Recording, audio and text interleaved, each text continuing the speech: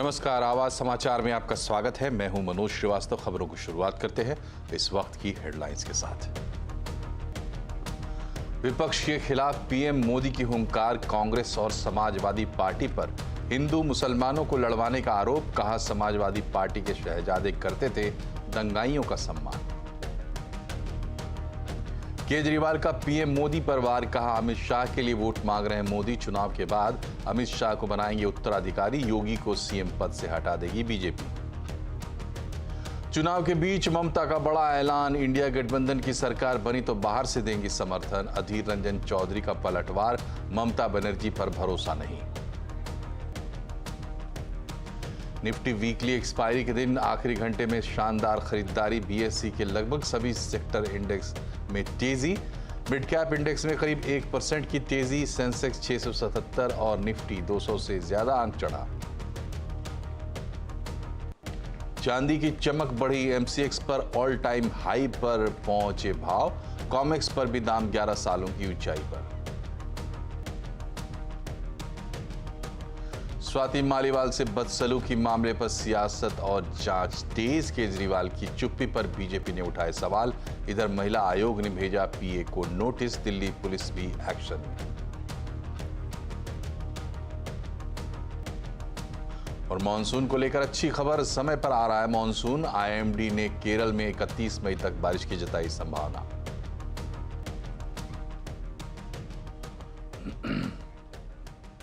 और सबसे पहले चुनाव से जुड़ी खबरें।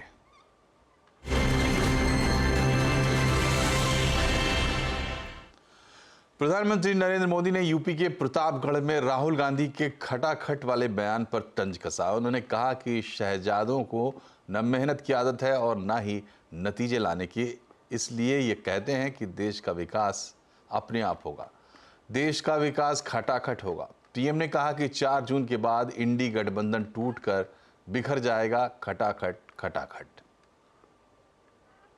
अरे कोई इनके दिमाग को भी जरा बता दो कि अब रायबरेली की जनता भी खटाखट खटाखट खटाखट भेजेगी घर। 4 जून के बाद मोदी सरकार बनेगी तो आपको पता है और भी बहुत कुछ होगा। बताओ क्या होगा, बताओ। ये इंडी गठबंधन टूट करके बिखर जाएगा। खटाखट खटाखट।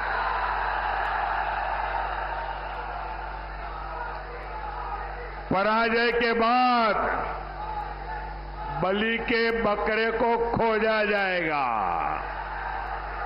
खटाखट खटाखट। और शहजादे,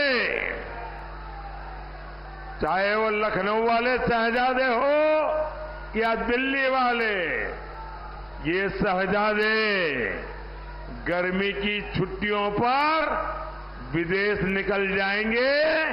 खटाखट खटाखट।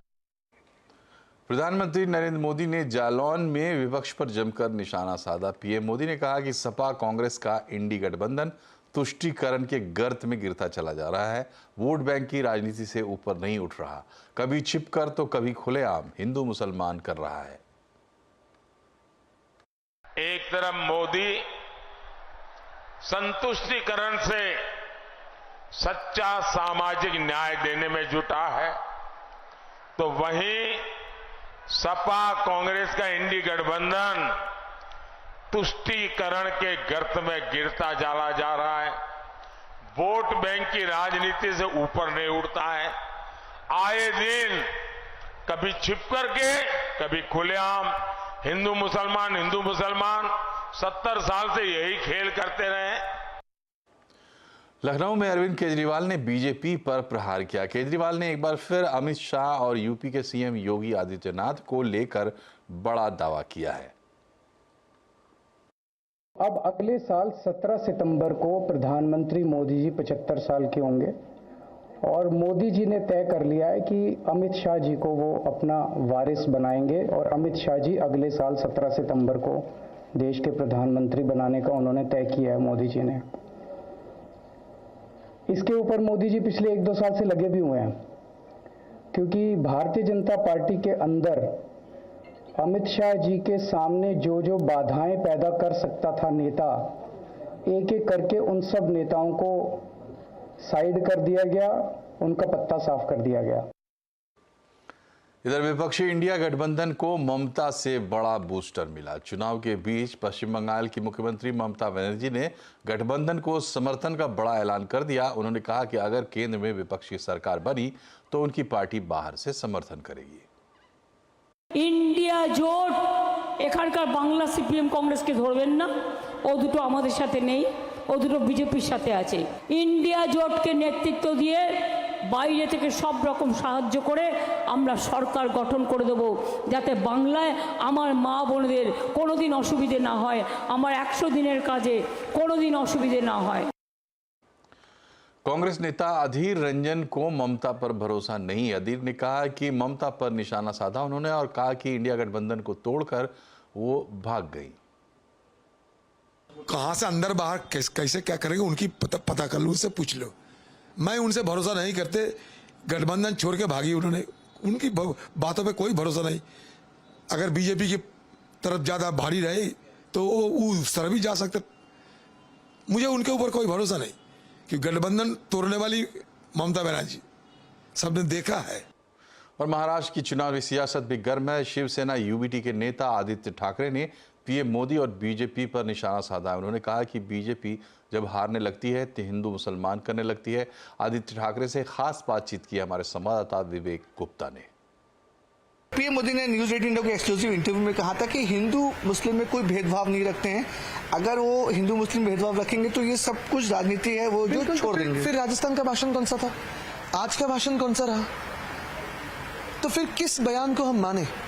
जैसे हमारे बारे में भी एक बार कहते प्यार है, एक बार कहते नकली संतान है, तो किस बयान को हम माने ये तो पता है। और इसलिए जो जुमले थे 2014 के उसको सिर्फ रीबाइंड किया गारंटी करके, लेकिन विश्वास रखना मुमकिन नहीं। अभी कभी लगता है कि इन फ्यूचर आप बीजेपी के साथ हाथ मिला सकते हैं, उद्धव जी हाथ मिला सकते हैं, फिर से जो 25 साल पुराना गठबंधन है क्या पॉसिबल है? देखिए 25 साल का जो हमारा गठबंधन था वो वाजपेयी साहब, अडवाणी साहब, महाजन काका, मुंडे काका के बीजेपी के साथ था। उसी गठबंधन में बहुत सारे जैसे यहाँ के लोग हैं, जैसे गोपाल शेट्टी जी हो, विनोद तावड़े जी हो, प्रकाश मेहता जी हो, राज पुरोहित जी हो, पूनम महाजन हो, ये सारे लोग थे। आज वो कहाँ है? आज जो 5 प्रमुख चेहरे हैं भाजपा के महाराष्ट्र में, तो ये सारे के सारे भ्रष्ट लोग हैं। 2019 के बाद के इंपोर्ट है, 2022 के इंपोर्ट है, तो किस भाजपा की बात कर रहे हैं? और फिर दूसरी बात यही रहती है, सबसे अहम बात यही है कि जो संविधान के विरोधी है, जो डॉक्टर बाबा साहब अम्बेडकर के विरोधी है, जो लोकतंत्र के विरोधी है, उनसे समझौता नहीं हो सकता। कभी नहीं। जब तक संविधान के खिलाफ भाजपा है, जब तक लोकतंत्र के खिलाफ भाजपा है, इस तानाशाही वाले भाजपा से हो नहीं सकता। अगर इंडिया अलायंस में तो बहुत सारी डिस्टर्बेंस, नीतीश जी लीड कर रहे थे वो चले गए। ममता बनर्जी जी कहती है कि इंडिया अलायंस में जी ममता बनर्जी कहते हैं कि बंगाल में हम किससे साथ हम अकेले लड़ेंगे, तो कुछ डिस्टर्बेंस लग रहा है इंडिया अलायंस में। स्ट्रैटेजी हो तो क्यों बताएं हम? लेकिन आप देखिए ममता जी भी संविधान के लिए लड़ रही है, दीदी वहां संविधान के लिए लड़ रही है, गुंडागर्दी के खिलाफ लड़ रही है। बीजेपी नारा लगा रही है आपकी बात 400 पार, आप लोग का क्या नारा रहेगा? अब की बार भाजपा तड़ी पर ये देश में नारा लग रहा है। और आप देखिए तानाशाही के खिलाफ पूरा देश खड़ा रहेगा। अपनी आज़ादी की जंग थी, वैसे ही दूसरी आज़ादी की जंग है, क्योंकि ये देश स्वतंत्र नहीं रहेगा। अपने देश के जो स्वातंत्र है, आज़ादी है, वो हमें अगर ऐसे ही रखनी है तो हमें लड़ना पड़ेगा, क्योंकि ये लोग संविधान खत्म करेंगे और चाइना स्टाइल डेमोक्रेसी देश में लाएंगे। इसलिए चाइना के खिलाफ भाजपा बोलती नहीं है। अगर आप ये देखिए तो जो भी नारा भाजपा का था 400 पार का, फिर वो मोदी सरकार पे आया, फिर भाजपा सरकार पे आया, अभी एनडीए पे आ रहा है। अभी पत्रकार पूछ रहे हैं प्रेस कॉन्फ्रेंस में कि क्या आप अगर आंकड़े नहीं बन पाए भाजपा के तो उनके साथ जाएंगे, यानी आंकड़ा बन नहीं रहा है। और जिस वक्त पे भाजपा हिंदू मुस्लिम की बात करती है तभी सबको पता चलता है कि भाजपा हार रही है। कितने आपके हिसाब से बीजेपी और एनडीए कितने आ रहे हैं? मैं आपको ये आश्वस्त कर सकता हूँ कि 4 जून को इंडिया की सरकार बनेगी। पीएम कौन रहेगा? जो भी देश में जो आवाज आएगी वो है। भाजपा की तकलीफ यह है कि उनको ऐसे लगता है कि एक ही व्यक्ति देश की पीएम बन सकती है। केजरीवाल साहब ने एक कुछ बड़ा बॉम्ब बताया, कुछ बड़ी बात कही है कि शायद वो बदल सकते हैं, पीएम बदल सकते हैं। लेकिन मैं आपको कहता हूं कि भाजपा का दुर्भाग्य यही है कि उनको कोई दूसरा लगता नहीं है। उनको लगता है 100 करोड़ जनता नालायक है, बाकी एक ही आदमी है जो डिमोनेटाइजेशन कर सकते हैं, जो जीएसटी गलत तरीके से इम्प्लीमेंट कर सकते हैं, जो स्वच्छ भारत को बंद कर सकते हैं। हम ये सोचते हैं कि देश में हर एक कोई लायक है उस पद पे बैठने के लिए और देश को आगे लेके जाने के लिए, चाइना के खिलाफ हिम्मत दिखाने के लिए, किसानों की बात सुनने के लिए, युवाओं को रोजगार देने के लिए। दिल्ली महिला आयोग की पूर्व अध्यक्ष और राज्यसभा सांसद स्वाति मालीवाल से बदसलूकी के मुद्दे पर आम आदमी पार्टी सवालों से घिरती जा रही है।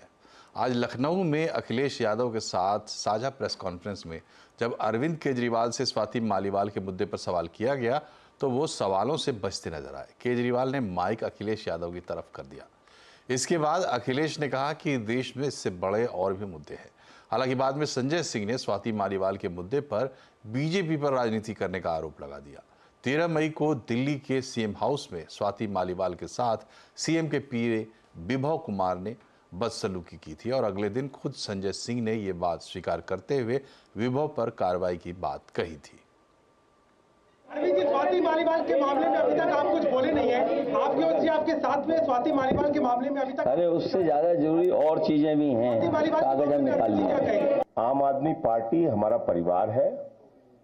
पार्टी ने अपना रुख साफ कर दिया है और मैं चाहता हूं जितने विषय मैंने आपके सामने रखे हैं, देश के प्रधानमंत्री और भारतीय जनता पार्टी को जवाब देना चाहिए।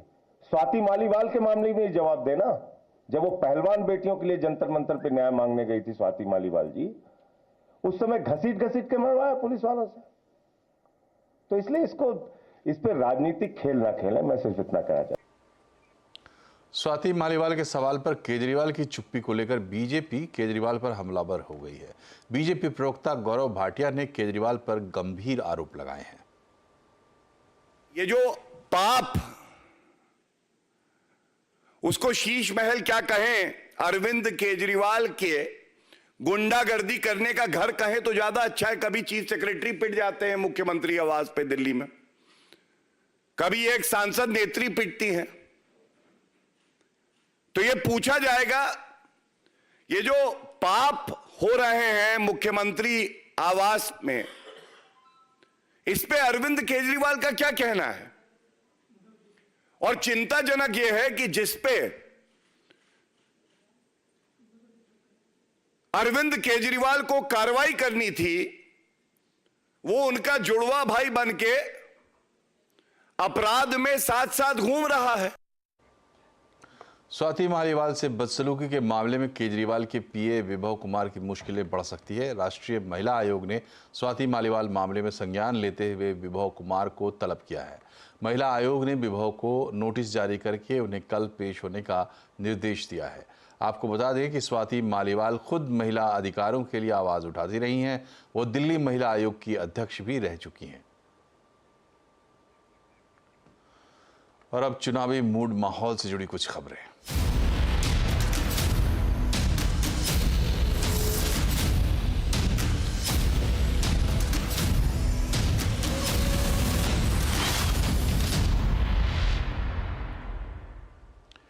इस बार फर्स्ट टाइम वोटर्स की संख्या अच्छी खासी है। ऐसे में मुंबई के युवा क्या सोचते हैं, संवाददाता पीयूष ने बात की मुंबई के युवाओं से।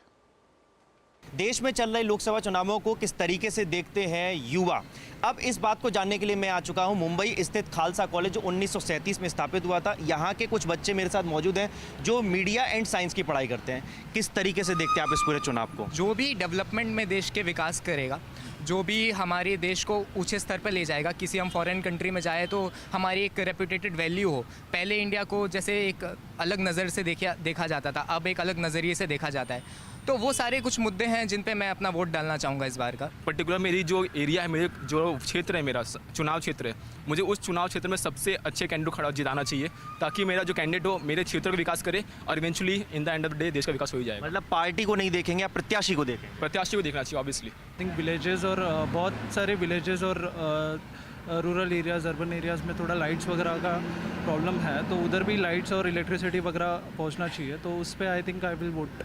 मेरा वोट जाएगा वुमेन सिक्योरिटी के लिए, क्योंकि महिलाओं की सुरक्षा एक बहुत ही महत्वपूर्ण मुद्दा है और मुझे ऐसे लगता है उसके ऊपर ज़्यादा फोकस करना चाहिए क्योंकि women's travel a lot, we travel a lot. उन्हीं लोगों को वोट देना चाहिए जो एम्प्लॉयमेंट को लेके ज़्यादा उस पर फोकस करते हैं और उनको ज़्यादा अच्छे से देखते हैं कि अच्छे ज़्यादा से ज़्यादा लोग एम्प्लॉयमेंट में रह के कुछ ना कुछ अपने लिए, अपने घर वालों के लिए कर सके, ना कि बेरोजगारों की तरह घूमते फिरते रहे यहाँ। मेरा वोट तो उसी को जाएगा जो हमारे एजुकेशन सिस्टम को आगे बढ़ाए। जैसे कि हम जानते हैं सरकार ने NEP पॉलिसी लॉन्च तो की है, जो न्यू एजुकेशन पॉलिसी है, बट उससे भी हम स्टूडेंट्स को इतना कोई बेनिफिट्स नहीं हो पा रहा है। तो ये थे मेरे साथ युवा मतदाता जिनका लाइट, पानी, बिजली, इंफ्रास्ट्रक्चर, वुमेन सिक्योरिटी, एजुकेशन और हर तरीके के जितने भी मुद्दे इस दुनिया में मौजूद है, इस देश में मौजूद हैं, उन सभी के आधार पर इनका पहला वोट भी कुछ लोगों का है। तो ये वोट जाएगा 20 मई को मुंबई में। पीयूष परमार, CNBC आवाज, मुंबई। और अब बात करते हैं बाजार की। आज निफ्टी वीकली एक्सपायरी का दिन था और बाजार हरे निशान में बंद हुआ है। सेंसेक्स 677 अंक चढ़कर 73,664 पर बंद हुआ। निफ्टी 203 अंक चढ़कर 22,404 पर बंद हुआ। सबसे ज़्यादा खरीदारी IT रियल्टी शेयरों में रही। PSU बैंक सेक्टर में गिरावट देखी गई। आज मार्केट का हाल समझते हैं सुमित से। बताएं सुमित, सेक्टर्स और शेयर्स का कहाँ ज़्यादा एक्शन रहा? तो आज निफ्टी के टॉप गेनर्स में आपको शुमार पर दिखाई पड़ेगा M&M। एक अच्छे नंबर्स आए और नंबर्स के बाद यहाँ पे खरीदारी देखने को मिली M&M में। उसके बाद टाटा कंज्यूमर जो कि आज लास्ट आवर में चला 3%। भारतीय एयरटेल अच्छी कॉन कॉल का इंपैक्ट 2.5% की तेजी। L&T इन्फोटेक माइंट्री भी 2.5% के आसपास की बढ़त के साथ बंद हुआ। गिरने वाले शेयरों में मारुति 2% नीचे रहा। टाटा मोटर्स में बिकवाली लगातार जारी है, 1.25% नीचे।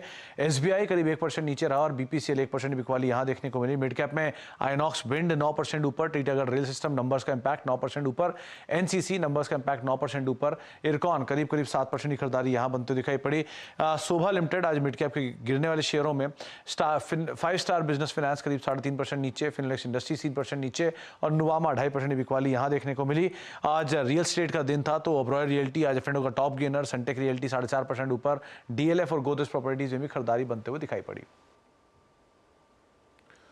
शुक्रिया सुमित। और एक तरफ बैंकिंग सेक्टर की अच्छी ग्रोथ हो रही है, दूसरी तरफ हाल ही में RBI के कई रेगुलेटरी एक्शन हुए हैं। इसे कैसे देखना चाहिए? बैंक्स और NBFCs पर RBI की सख्ती क्यों हो रही है? रेगुलेटरी एक्शन से बैंकिंग सेक्टर की रफ्तार बढ़ेगी या फिर ये स्पीड ब्रेकर बनेगा? आज आवाज़ अड्डा में बैंकिंग सेक्टर पर ISB हैदराबाद के प्रोफेसर और बैंकिंग एक्सपर्ट प्रसन्ना तंत्री से के साथ विस्तार से होगी चर्चा। शाम 7:57 पर। MCX पर चांदी लाइफ टाइम हाई पर पहुंच गई है। वहीं कॉमिक्स पर भी भाव 11 साल की ऊंचाई पर है। क्या है इस तेजी के कारण और कहां चढ़ सकते हैं दाम, आगे बता रही हैं हमारे सहयोगी मनीषा गुप्ता। अगर पिछले 48 घंटों की बात करें तो चांदी ने सोने को आउट परफॉर्म किया है। चांदी ओवरनाइट मार्केट्स में 3.5% चढ़ी है। अंतर्राष्ट्रीय बाजारों में ऑलमोस्ट 11 साल के हाइस पर है और भारतीय बाजारों में ऑल टाइम हाइस पर है। 87,000 रुपीज़ किलो के हिसाब से चांदी में आज भारतीय बाजारों में कारोबार है। और आपको बता दें, अगर आप पिछले 3 महीने का चार्ट उठा के देखें तो चांदी ने 67,000 से 87,000 का सफ़र अब तक पार किया है। और जिस तरह के फंडामेंटल्स हैं, बाजार को लगता है कि यहाँ से और तेज़ी देखने को मिलेगी। रिएक्शन इस वजह से भी आया क्योंकि यूएस का जो इन्फ्लेशन डेटा है वो एक्सपेक्टेशन से यहाँ पर कम है और साथ ही साथ यूएस का रिटेल सेल डेटा अप्रैल के महीने में भी थोड़ा कमज़ोर आया, जिसका असर हमने यूएस डॉलर इंडेक्स पे पड़ता हुआ देखा, जिसमें हल्की सी गिरावट थी। और अब बाजार को लगने लगा है कि क्योंकि ये डेटा थोड़े से ईज ऑफ हो रहे हैं तो सितंबर में यहाँ पर फेड पहली रेट कटौती कर सकता है। उसकी प्रोबेबिलिटी अब 70-72% तक बढ़ गई है। तो इसका पूरा फ़ायदा हमने यहाँ पर मेटल्स में आता हुआ देखा। चांदी में स्पेशली एक और भी चीज़ बात काम कर रही है, वो ये कि ये चौथा ऐसा साल है जब अंतर्राष्ट्रीय बाजारों में चांदी की सप्लाई और डिमांड के बीच में एक डेफिसिट है। और ये चौथा ऐसा साल होने की एक्सपेक्टेशन है जहाँ पर इंडस्ट्रियल डिमांड जो है चांदी की वो रिकॉर्ड हाइस पर रहने की उम्मीद है। अगर हम भारतीय बाज़ारों की बात करें तो हम बहुत स्ट्रॉन्ग इम्पोर्ट नंबर्स देख रहे हैं फर्स्ट क्वार्टर में ऑलरेडी दर्ज होता हुआ। और जिस तरह से चांदी की डिमांड भारतीय बाज़ारों में बढ़ रही है, बाजार को लगता है कि अच्छी खासी तेज़ी इस साल में भी देख पाएंगे। एस्टिमेट्स ये हैं कि करीबन 5,500 से 6,000 टन चांदी इस साल भारत इंपोर्ट कर सकता है। तो जिस तरफ भी आप देखें काफ़ी स्ट्रॉन्ग सपोर्ट लेवल्स हैं यहाँ पर चांदी के लिए। हम ऑलरेडी 87,000 पे तो हैं ही और बाजार को लगता है कि 90-95 इवन लाख रुपए प्रति किलो तक की चांदी आप शायद एज अ स्पाइक इसी साल में बनता हुआ देखेंगे। दुनिया में कमोडिटी मार्केट्स फास्ट पेस से ग्रो कर रही हैं। ऐसे में कमोडिटीज में निवेश करके आप इन्फ्लेशन का सामना कर सकते हैं। CNBC आवाज आपके लिए लेकर आ रहा है एक एक्सक्लूसिव वेबिनार जिसे स्पेशली आपके लिए क्यूरेट किया गया है। टेक्निकलिटी से लेकर कमोडिटी का हर पहलू सिखाने के साथ साथ ग्लोबल और डोमेस्टिक वेटरन्स आपके साथ शेयर करेंगे अपनी वास्ट नॉलेज और इनसाइट्स और आप बनेंगे एक कामयाब कमोडिटी ट्रेडर। तो कमोडिटी गुरुकुल से जुड़ने के लिए वेबसाइट लिंक पर जाकर अभी रजिस्टर करें। देश से बाहर जाने वाले फूड प्रोडक्ट्स की क्वालिटी चेक की जिम्मेदारी भी अब फसाई को दी जा सकती है। हाल ही में भारतीय मसालों समेत कई फूड प्रोडक्ट्स को खराब क्वालिटी की वजह से कई देशों में रिजेक्ट कर दिया गया। खबर की डिटेल जानकारी दे रहे हैं रोहन सिंह। जी, दुनिया के लगभग सभी देशों में एक ही फूड रेगुलेटर होता है, लेकिन अगर भारत की बात करें तो इसमें कई सारी एजेंसियां इन्वॉल्व हैं। घरेलू मार्केट में जो फूड प्रोडक्ट्स बिकते हैं उसके लिए FSSAI है। एक्सपोर्ट्स की अगर हम बात करें तो एक्सपोर्ट काउंसिल ऑफ इंडिया उसकी जांच करती है, या फिर अपीडा है जो कि एग्रीकल्चर प्रोडक्ट्स की जांच करती है। इसके अलावा BIS में भी कई सारे तरह के फूड प्रोडक्ट्स को सर्टिफिकेशन देता है। इसके अलावा एगमार्क भी कई प्रोडक्ट्स में लगता है।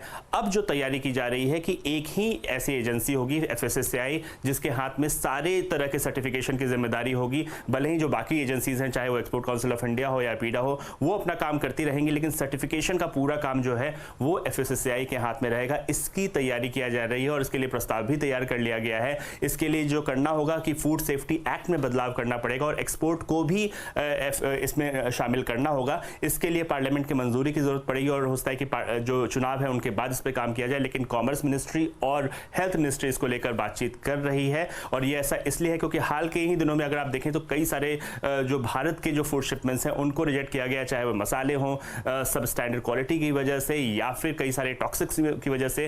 तो एक तरह का जो फायदा होगा इससे कि एक ही तरह का स्टैंडर्ड होगा, चाहे वो घरेलू मार्केट में हो या एक्सपोर्ट के लिए हो। और साथ ही कई सारे देशों में सर्टिफिकेशन में जो नेटिव कंट्री है उसके सर्टिफिकेट की जरूरत पड़ती है, तो वहां पे भी इसकी मदद की जाएगी। फिलहाल ये प्रस्ताव है और आने वाले दिनों में चुनाव के बाद हम देख सकते हैं कि शायद इस पर बहुत जो है गंभीरता से काम होना शुरू होगा। भारत के लीडिंग रिटेलर रिलायंस रिटेल ने यूके के top online fashion retailer Asus के साथ लॉन्ग टर्म पार्टनरशिप करार किया है। रिलायंस ने इस करार को भारत में वर्ल्ड क्लास रिटेल एक्सपीरियंस की दिशा में एक बड़ा कदम बताया है। करार के तहत रिलायंस भारत में ऑनलाइन और ऑफलाइन दोनों मोड्स में एसोस की एक्सक्लूसिव रिटेल पार्टनर होगी। एसोस युवाओं के बीच एक लोकप्रिय ब्रांड है। इस करार का स्वागत करते हुए रिलायंस रिटेल की डायरेक्टर ईशा अंबानी ने कहा है कि ये पार्टनरशिप रिलायंस रिटेल को भारत के प्रीमियर रिटेल डेस्टिनेशन के रूप में और मजबूत करेगी। इससे ग्राहक को कटिंग एज फैशन स्टाइल्स मिल पाएंगे।